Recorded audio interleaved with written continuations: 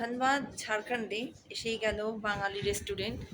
এই বাঙালি রেস্টুরেন্টের ব্রাঞ্চ কলকাতাতে আছে, পাঁচটিতে আছে, বোকারোতে আছে। তো ফাইনালি ধানবাদে এটা ওপেনিং হলো।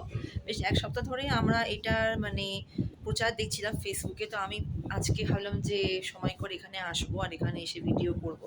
তো এত সুন্দরভাবে রেস্টুরেন্টটা গেট আপটা তৈরি করেছে, আমি আপনাদের দেখাচ্ছি। দেখুন, একটা কুটির, বাঙালি কুটিরের মধ্যে সমস্ত চেয়ার টেবিলগুলো, বসার জায়গাগুলো করে। তো এখান থেকে স্টার্ট করছি, দেখে নিন অ্যারেঞ্জমেন্টটা। খুব সুন্দর অ্যারেঞ্জমেন্ট রেস্টুরেন্টের। প্রত্যেকটা সেকশনেই এখানে কুটির করা হয়েছে। উপরের দিকে দেখুন, এরকম অ্যারেঞ্জমেন্ট, এরকম স্টাইলি অ্যারেঞ্জমেন্ট আগে কখনো দেখিনি। তো শেষ পর্যন্ত খুবই অসুবিধায় পড়েছিলাম ধানবাদ ঝাড়খণ্ডে এসে, কারণ এখানে একটা বাঙালি রেস্টুরেন্ট ছিল না, সব ছিল নন বেঙ্গলি বিহারিদের।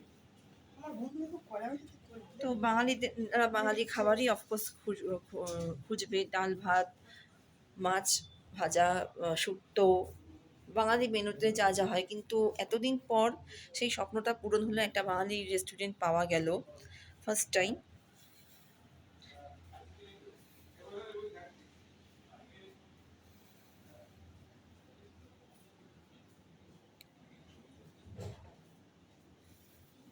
তো এটা হচ্ছে মেনু কাউন্টার।